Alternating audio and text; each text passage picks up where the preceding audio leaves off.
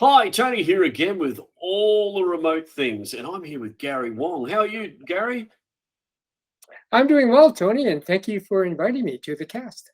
That's great. Gary's joining us today from Singapore, which Oh, is nope, sorry, from Vancouver, Canada.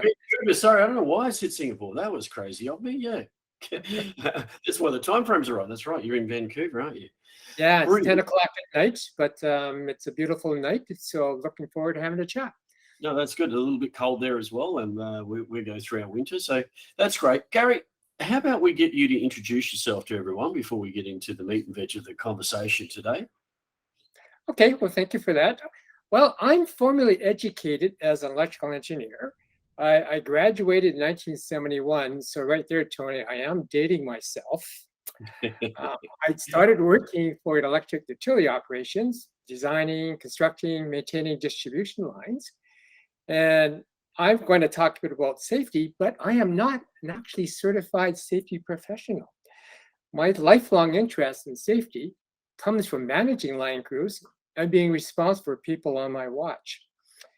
In about the 1990s, I was involved in the company in business process reengineering, if we recall those days, and also got involved in becoming 7 Habits, highly effective uh, 7 Habits leadership training.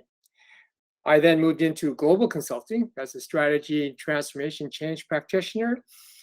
Around 2008, I discovered complexity science, which I never was taught in engineering of all things, and shifted from being a management consultant to my title, which I use now, which is a complexity facilitator. A lot of that came from learning about the Canaveral framework and Dave Snowden's anthro-complexity approach. And this is what I apply now to the world of safety. Yeah, that's brilliant. And that's part of the reason we got you on today. You and I mutually connected, and I thought it would be brilliant for our viewers to hear about Connected and safety and how you've been applying that and your thoughts around that. And you also, with that complexity thinking, you also contribute to a safetydifferently.com website. So we'll talk about that a little bit. But let's just chat about what does this mean, this whole complexity safety Connected type thing. Talk to me about that a little bit. Yeah, okay. So I'm going to share some slides, and let me just bring them up here. So this is the first for our cast. Gary's going to be using this tool live. Yeah, So if you yeah, see him sort of slide over to the left, it's a little different. It's what we call I'm still and here. it's one of those new tools. So I'm getting a twofold thing here with all the remote things, all the things remotely for you. So here's a new tool that you can see how it uses. I'll Right, let you go on, Gary. right. I don't know how many people are familiar with the Canaveral framework. It's one that Dave Snowden developed many years ago. And we've been using it for making sense of safety. And you can see how it's designed. I won't go too much in detail, but there are 5 domains, not quadrants, but 5 domains. And one domain is called the clear domain.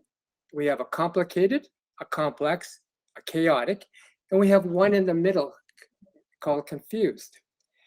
What the Canaveral framework does, it tells you and it describes the environment that you are working in. And if you know the environment that you are in, that also tells you how to make decisions. And that's really what Canaveral is. It's a decision making tool for managers, leaders, and actually for anyone. Now, the beauty of the Canaveral is that you can pick different versions that resonate with the group you're working with. When I'm working with frontline workers, I use this very simple version and we put in the middle, we call that confused. Dave has something called apparetic, but I find I don't need to use that. I just call it confused because everybody knows what confused is. And then within each of those domains, that's the safety context that's there. So in the clear domain, we use rigid constraints. What are rigid constraints? Well, it's things like compliance, rules, and best practices.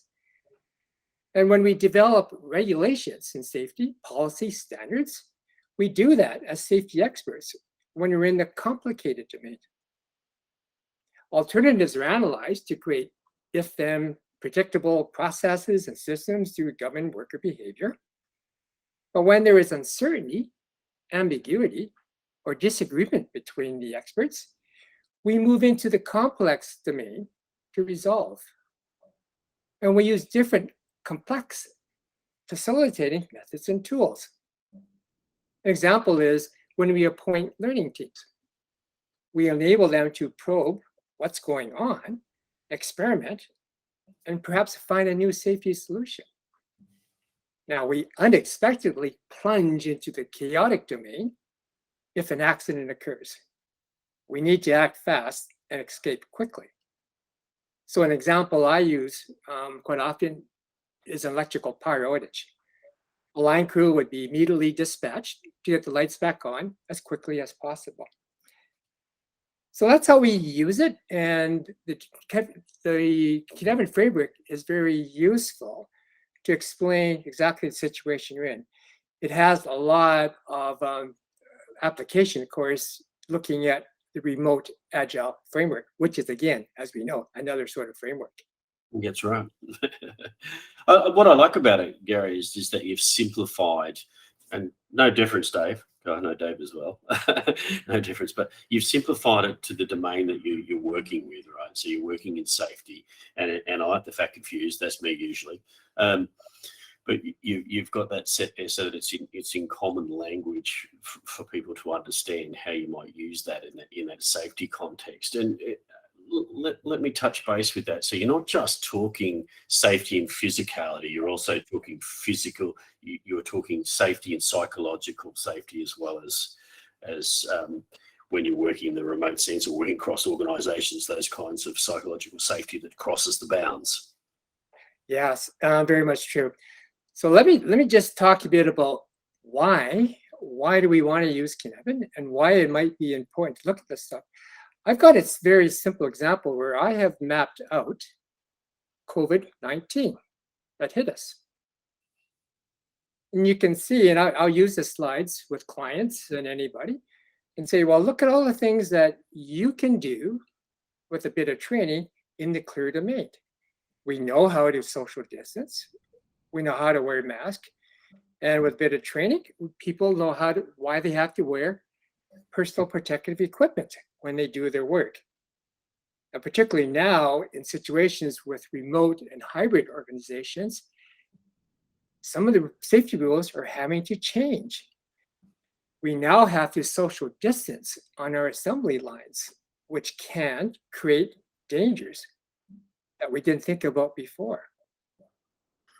We can also do other things like up the complicated operational dashboards, and there are different things we've got up there where the experts are, such as the country health officers. We also, that's the realm of people that think they're experts, and they're the ones that are pushing myths and hoax and fake news. You got to deal with them. And of course, over in the complex domain, this is where a lot of the exciting things are happening, such as vaccine trials and experiments. This is where we learn how to shape the next normalcy. This is where people have to self-quarantine and maybe even reopen factories that have been closed for 2 or 3 months. One thing you notice in red, I put working remotely, and it's spanning the complicated and the complex. That's because right now, a lot of organizations are trying to figure out how to best work under this new normal. And I think the remote agile framework is a prime example of leading the way. We also know too that governance is a really critical factor, and that the context for each organization will determine what is the sweet spot between what we show as governing constraints and enabling constraints. Yeah, and of course, close to my heart, obviously, the right agility framework. But the governing of the system is the thing that I see that gets left behind, right? A lot of organisations have bounced into this working remotely or hybrid transformation type thing, even to the point where they're harvesting the word agility and trying to use that agile thing to get them where they need to go. But what they're not thinking about is how they govern the system as a whole, and how they think about that in terms of the complex versus the complicated. So I like the way that you've phrased that there. Good. So let me just share with you and everyone some weak signals of emerging safety trends I happen to be observing. You did mention one already, that safety is just not about physical safety anymore. It's also the psychological aspects. And that's why we need to think differently. And where I get involved with this safetydifferently.com, because we realize that we need to have different ways of looking at safety, and the old traditional way of just focusing on accidents and injuries and physical harm. We've got to go beyond that and go further. So we use a metaphor. This is a safety sphere. And at the sharp end are the front line workers. These are the people that do the work. This is the end where accidents and plunges into the Canaveral chaotic domain happened. At the blunt end are the policymakers and regulators that try to govern the work. They have the highest influence, but they're really far away from the work site. Essentially, people at the blunt end work remotely and very rarely visit the Gemba. Now, for some organizations, COVID-19 safety protocols mean those managers and supervisors in the middle are also isolated from the workforce. So there's no question that trust levels are really being impacted, and it varies up and down the safety sphere. So that's why the conversation now has to include psychological safety. Yeah, there's a couple of things I want to pick you up on, or go a little deeper on that. So, I heard you use the word Gemba, and I think the version of Gemba has changed, right? So we no longer, with a lot of what we do in the remote and the hybrid, we no longer can go to the actual physical Gemba, but it is a virtual Gemba. So we still have to apply the same thing, right? And Yes. as you said, you've got that continuum there between the two continuums, the regulators versus where the work gets done. And if we apply the lean mentality, of close in person, place and time, right? So closest to the people that do the work at the time the work gets done. And we use the mechanisms of agility, and we use the mechanisms of remote frameworks and the technology that it affords us now. If we use that right and we design that contextually and purposefully to close the gap on that continuum, then we start to see how we can actually address the psychological safety. We can make it transparent. Your thoughts on that, Gary? Yeah. Now, psychological safety, it's really hot these days. But it's really not new, Tony. It was explored 60 years ago in the 1960s. Boy, hard to imagine. 1960s is over 60 years ago, but that's reality. The book I really like is one written by Timothy Clark. And he wrote the 4 stages of psychological safety. And he talks about inclusion, learner, contributor, challenger. Each stage requires an increase in respect and permission. Now, whenever I see a linear progression, like stages or steps on a maturity ladder, I approach these things with a little bit of skepticism, because there is a tendency to get into the if-then cause and effect thing. You gotta have, you gotta have an inclusion before you have learner. No, you don't have to follow these linear steps. Some organizations may jump. Some organizations may have all 4 going on at the same time in various levels. But what I do like about his chart, it provides value in starting and framing the conversation. So what I would ask. Go ahead. Yeah. So what I would ask you with that is leadership. Where do they play the part in this, right? So it's easy to say we're designing the context of the work, and I can see Canaveral model helps you with the safety of the environment. But what I'm not seeing, and obviously I'm just asking the question, is where is the leadership mode that flows through this? Because there's a change to the leadership mode that you have to afford now you've moved into this kind of environment. Your thoughts? Yeah. So often we talked a bit about, like back to the safety sphere, we talk about frontline workers, and We've got crew leaders, then we talk about managers and superintendents, if you like those words, or division managers.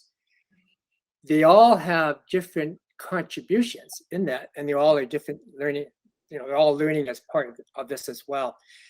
I like to think of it now as a mix, and each leader, as they progress through the stage, will look at things differently. So if you look at things like, okay, am I excluding anybody?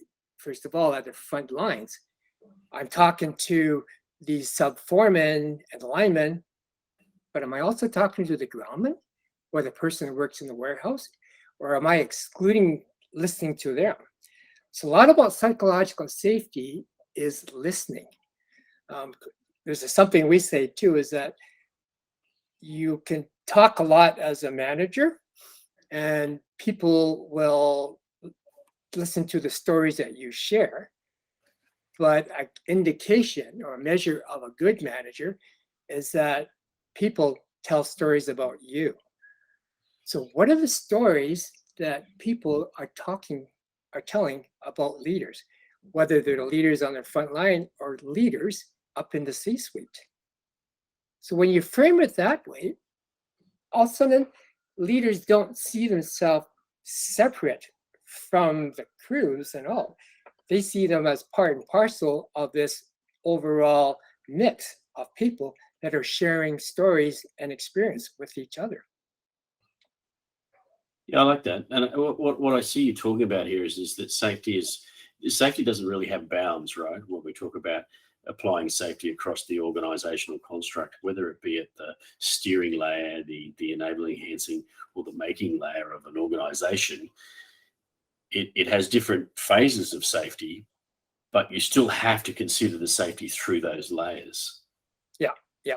And we can also go as far as that, why do we just restrict safety to the walls of the organization structure? Why don't we invite safety stories and have conversations with suppliers, obviously with customers, but in the realm of employee safety, why don't we introduce and ask family members to share stories? Because one of the concerns that we're seeing now with remote workers is that there's obviously a lot of the advantages, but some of the concerns that are being raised is because we don't see where the worker is at home, they have possibly access to drugs and alcohol and other substance abuses. There could be more domestic violence taking place. How do we know about those things, particularly if you now, as a manager, aren't even in face-to-face contact with some of these remote or hybrid workers? One of the things that we thought about is, how do we capture those stories that maybe anonymously would be shared by a family member? That, my dad needs help because here's an experience I just had with my dad and what he did at the house last night. How do we get those stories out? And that's where we start going up the ladder, talking about inclusion. Who's all involved? And should there be any boundaries and constraints? And then what can we learn from that and do something about that? Yeah, and it's something that when we created the auspices of the remote agility framework, it was definitely something that we were thinking about. If you see some of the cast effort that we've done, we talk about that, because there's a saying that we have is your work is in your home and your home is in your work now, and that changes that frame, right? And we know over the course of the pandemic, and obviously that's abating a little bit, but remote and hybrid work is still at the forefront now and going to continue. And that means, things like domestic violence did spike. That doesn't mean it suddenly disappears, and exactly what you're talking about. So what are the mechanisms that we can design in that context to enable the organization to understand? Because it does become a thing that organizations have to actually take interest in now, because their workers are working from home. It's not like a workplace. And that's a big change that we're seeing in organizations. Yes, exactly. There's another why I just want to share with you that I'm observing. This is where safety is being housed in an organization. We've always have these overlapping silos: HR, occupational health and safety, and ESG. Well, human resources, HR. Well, that's humans as resources to be managed. This is built on the factory model of the early 20th century, and it does focus on behaviors, quite often rewards and punishment.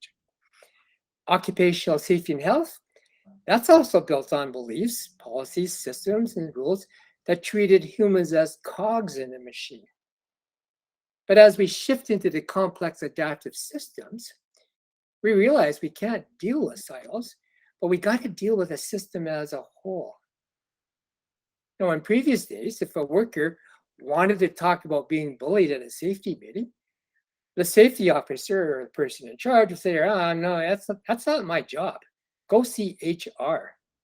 Well, not anymore. It's changing. If it's an issue that's being raised, then it has to be dealt with. Now we're throwing ESG into the mix. It's got its own set of frameworks, standards, IT reporting software systems. I'm introducing the words messy and entangled a lot. I'm trying to suggest that you don't want to spend a lot of time trying to separate the threads from the fabric, because if you continue to do that here, the whole fabric may fall apart. So what you have to do is you have to deal with it as a whole. And I don't see any huge benefits in silo busting. I think what we need to do is vent them like a physical grain silo on a farm. Those grain silos, a lot of people may or may not know, they're vented at the top. So all those so-called dangerous gases that may be accumulating and caught, they have a way to escape.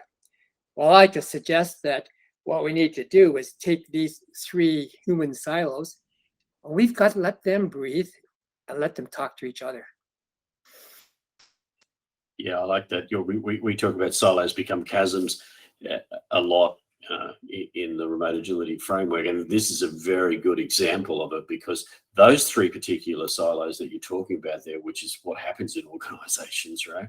If you don't create that ability for them to flow information and flow the way of work through the organization, what you end up with is a lot of headbutting, right? And I own culture because I'm HR, and I own this because I'm that, and then the people are caught in the middle of that situation. Right. Okay. Now, once people get the why, I like to now then shift into the what. So this is the first what question could be: what is an appropriate safety strategy? Well, one that is relevant for remote and hybrid organizations, for that matter, any organization. If you want a really simple safety strategy, it's strengthen robustness and build resilience. Robustness is what we do well in the Canaveral clear and complicated domains to get work done safely. So let's define what we mean by resilience, because there's a gazillion different definitions for resilience. This is the one that Dave Stoden came up with, and we used in Cognitive Edge, now the Canaveral company.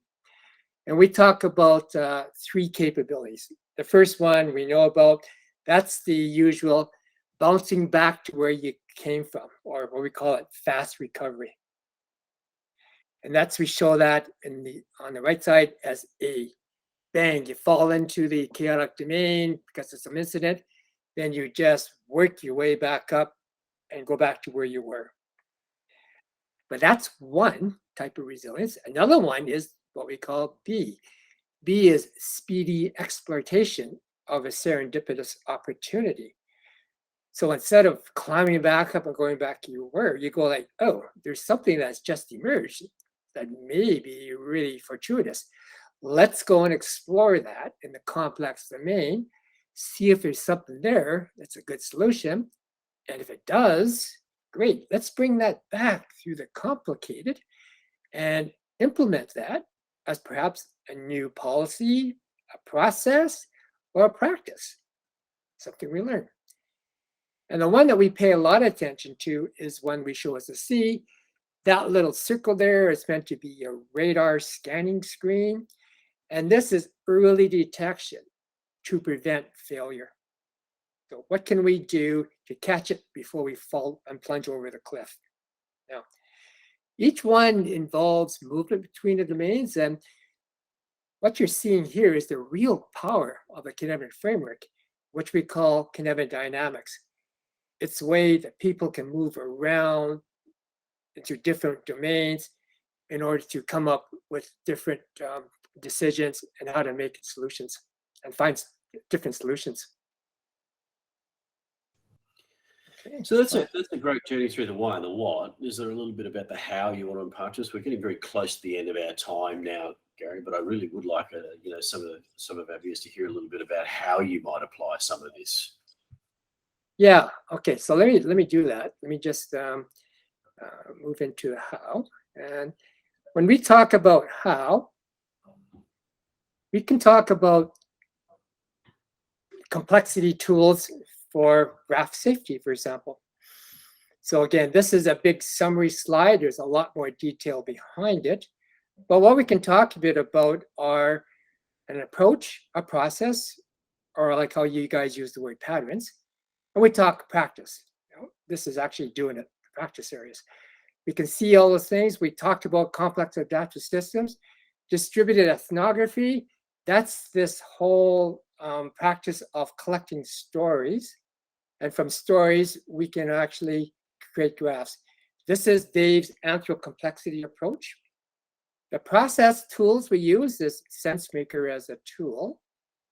And we also use the vector theory of change in order to create interventions. This is part of what Dave and Gary Klein was doing, called naturalizing sense making. And the last part, which I think has a lot of familiarity with Obeya, is operational dashboard journaling. And this is how we engage the whole to co-evolve the present. But just a quick word, what is distributed ethnography? If people are not familiar with it, this is all it is. And you can see how ideal it is for remote workers, because we give them the ability to share their recent experiences as stories or negatives or narratives. Now, we've used the word, and we all know the word, big data. Well, big data is about the who, the what, when, and the where. What we try to collect in distributed ethnography is what we call rich data. This is the context and emotion to answer the why question. Right. And now this practice has been around for a decade or so, and it's been used around in 80 countries. I think last year we had about, not me, but colleagues of mine, we had over 1,000 engagements where we are collecting narratives and stories and trying to make sense of them.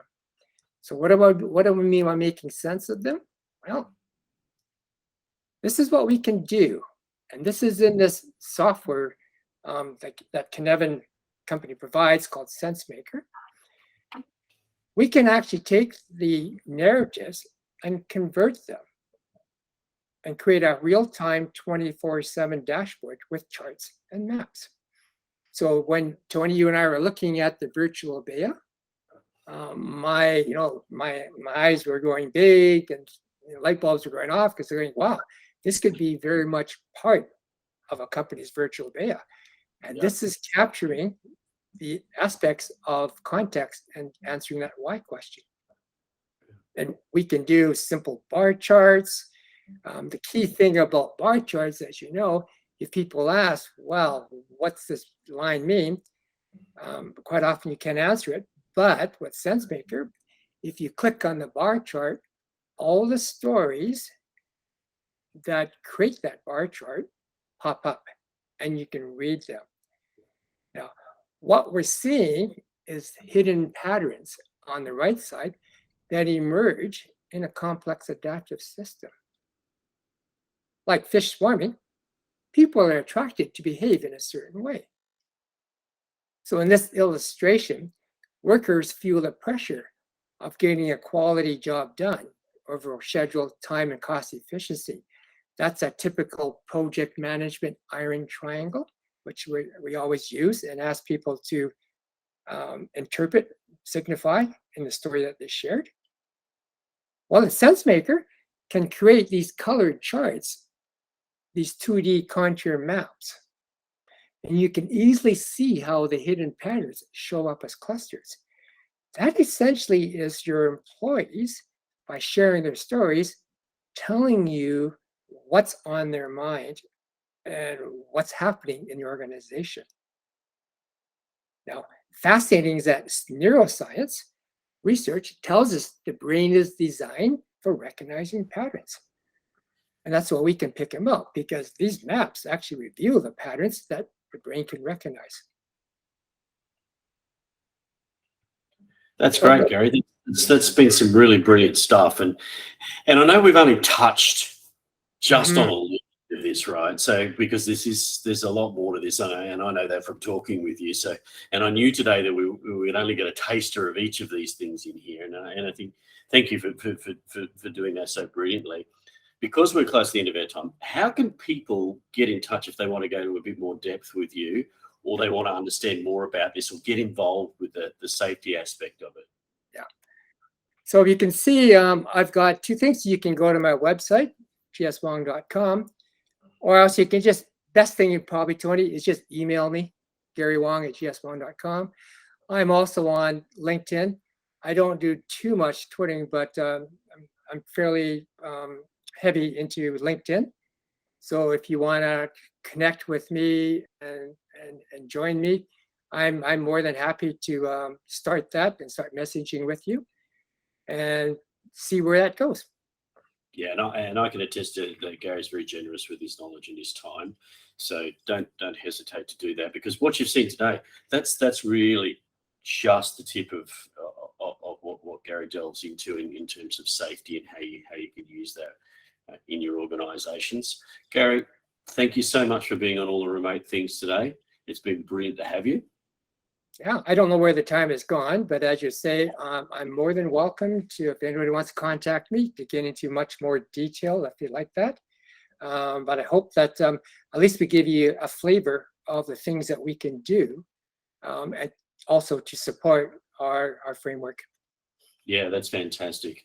If you're listening to this and you really enjoyed it, don't forget, like, subscribe, All the Remote Things for all things remote. And don't forget, join our Remote AF community. Just go to remoteaf.co, click the community button, join us. Thanks again, Gary, for being on All the Remote Things. Thanks, Tony. Appreciate it.